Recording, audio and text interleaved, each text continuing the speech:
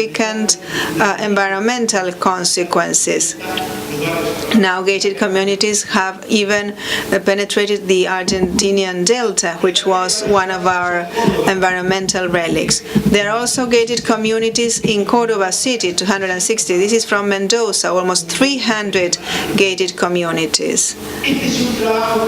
This is a survey in Rosario, 300 kilometers away from Buenos Aires. The study says that 9% of the city area will be in the hands of a holding group, Heroes, and this is a poster published by that group which advertises the end of gated communities in Rosario, a city which takes pride in having good urban development, though facing this contradiction. By year 2010, the city council enacted an order whereby gated communities were forbidden in Rosario. This does not preclude these communities being developed in the outskirts, in other towns nearby, but at least within the city district, gated communities have been forbidden. As urban specialists, we have a big dilemma. We had quite good quality cities in terms of urban design compared to other countries, and we always opted for an inclusive democratic city layout divided into blocks, and we have now moved on to what we call the American city design in the periphery, that of elites, that is based on the individual mobility, which generates serious environmental impacts. There are many Americans studying the impact these communities have measured in energy units, a city which is private, self-excluding, and which deepens what we urbanists and sociologists say, which is residential segregation.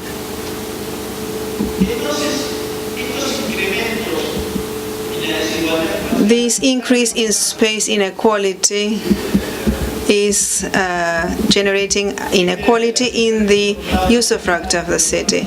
This is what I was telling you about hectares in gated communities, which, a gated community, the total number of gated communities would accommodate 6 times the population in the city of Buenos Aires. The density, as you see, is completely different.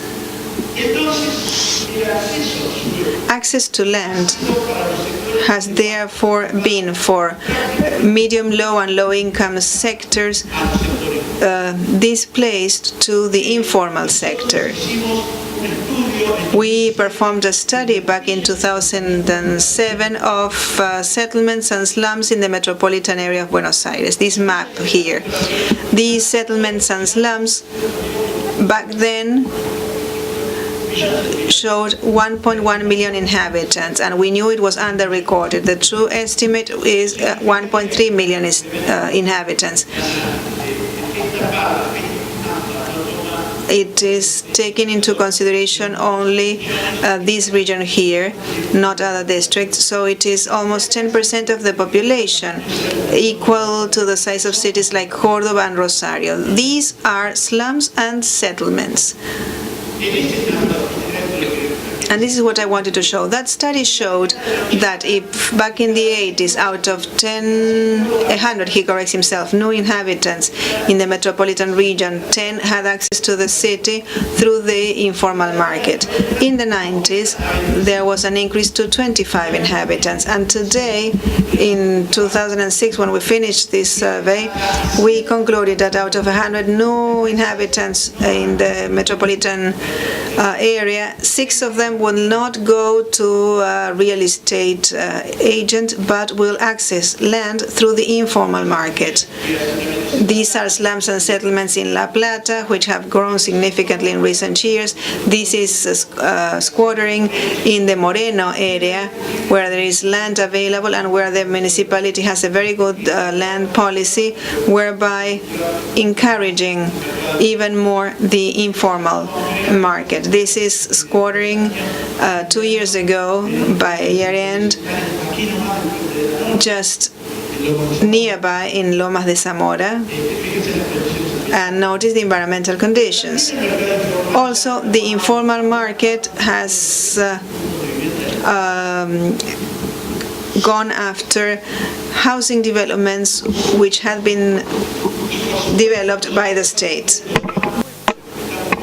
And the latest development that we have already seen in Colombia and Mexico before is the urban sprawl at the Villa 31, Shantytown, Retiro area, where those inhabitants are putting up buildings that are 2, 3, 4 storied buildings.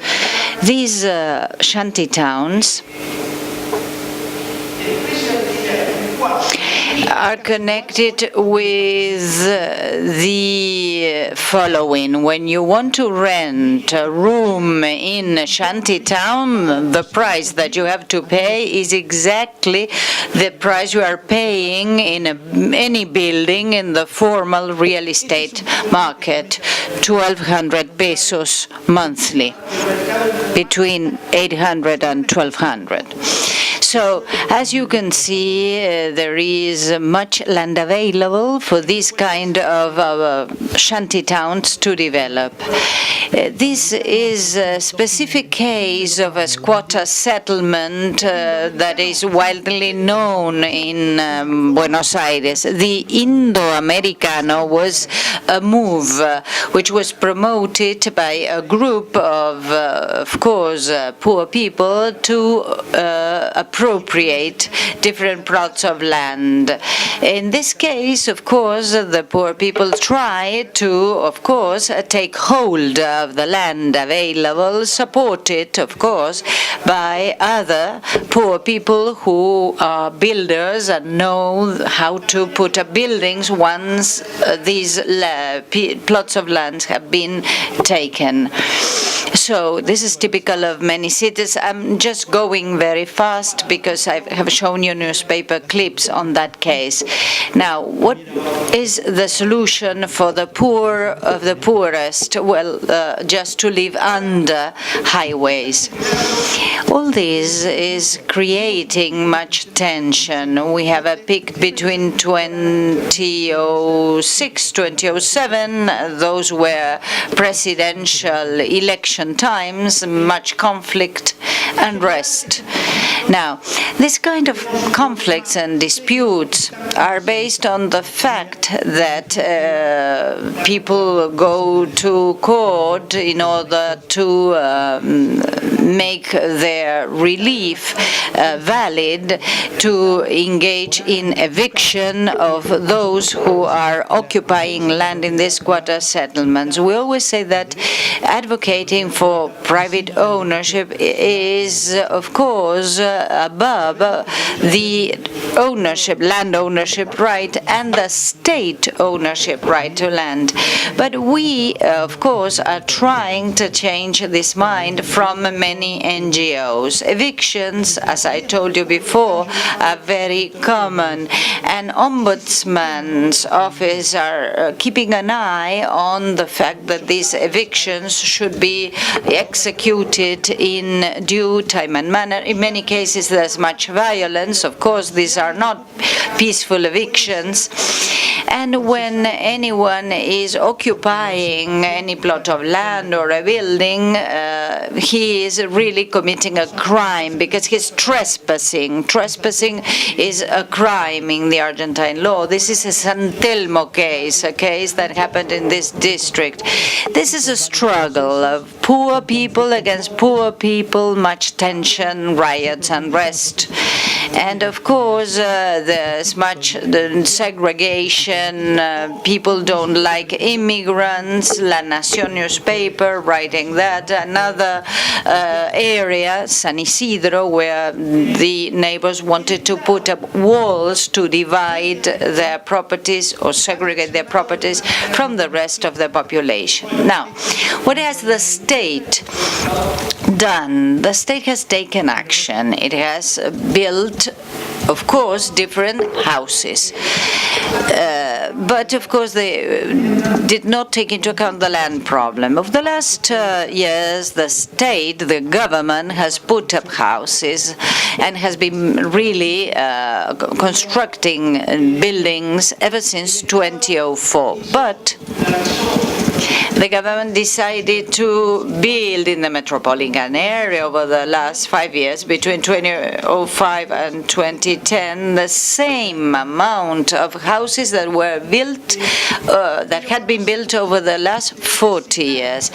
Now, when they allocated these houses to the municipalities, the municipality says, well, okay, we are going to allocate buildings, 3,000, 4,000, 4,000 houses to different mayors. But they said, okay, you are developing housing policies, you are building houses, but where are we going to put up those houses in our own land?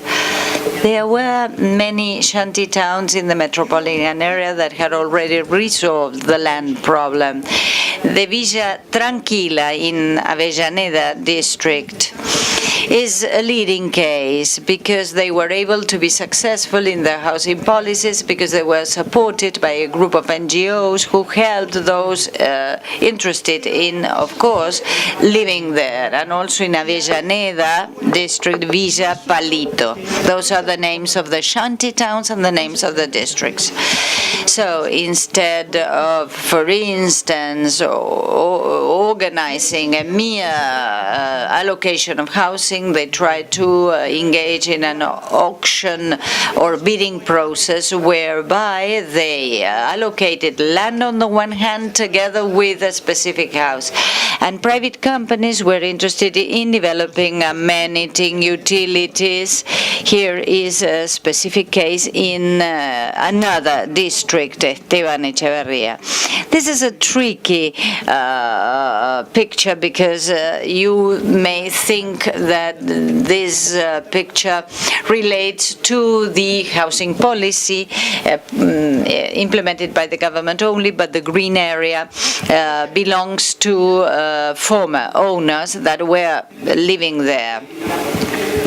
At Berazategui, in the 1980s, housing policies were focused in building houses in downtown area. In the 1990s, in the periphery or outskirts, and now those houses are being built very far from the downtown area in that Berazategui district.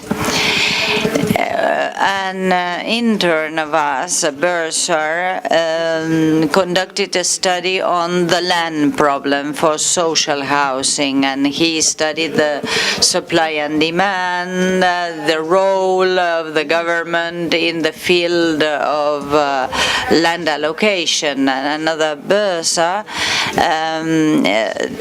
organized a specific housing policy chart whereby you can see different percentages concerning the way in which the state has built houses, and to see whether the urban sprawl was correct or not. This is General Rodriguez, that's downtown Rodriguez, and the new development on the outskirts, very far from downtown General Rodriguez, is virtually inhabited because no one wants to live so far from the downtown area.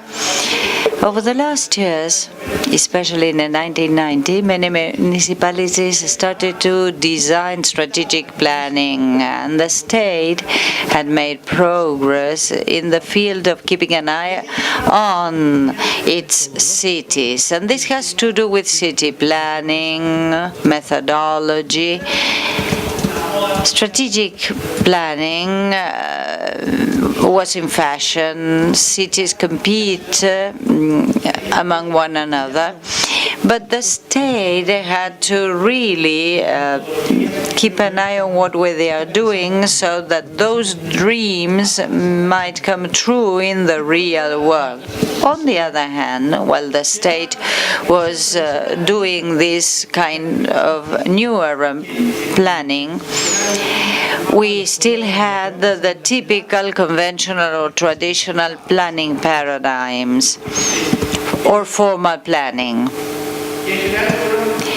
Generally speaking, government policies were not very useful because, in fact, they were using old planning concepts that did not take into account the logics of the new planning, the logics of the state, the logic of the market, gated network, and the logic of the social needs, quota settlements or informal settlements, as we call them in Argentina, in order to have effective tools in hand. The government should have implemented much more realistic policies at the time. Basically, there were difficulties because of real estate speculation. Many people retain land waiting for a further increase in later terms. And of course, we are mixing up, confusing the right to land ownership with the right to build on such land. And of course, there are different permits that should be granted. For instance, a piece of land is allocated to a private company. The private company has to develop utilities so that the buildings, of course, will be supported by a sound infrastructure. And then we have those confronted cities, a compact city on the other hand, and then we have what we called this fuzzy city or urban sprawl. Some mayors in many municipalities have understood these problems, but today, so far, so good, it's very difficult to have someone thinking about creating land supply for poorer people.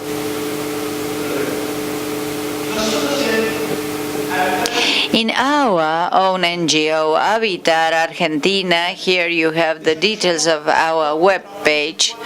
We work on the lines of 4 acts of Congress, and now I'm going to speak about land use law. We want to break these logics of speculation. We know that many cities have idle lands, and these land should be used in furtherance of the population's interests. There are problems concerning access to urban information, and last but not least, we have to bear in mind that our projects has principles, purposes, guidelines, components, rights and duties, and tools. And of course, we have to remember that in the Argentine Constitution of 1949, we had already taken into account the equitable distribution of rights in the field of land ownership. And the most important bullet points of this land use law has to do with the fact that Argentina does not have a national or federal urban planning law, say for Buenos Aires and the province of Mendoza. Municipalities do what they can.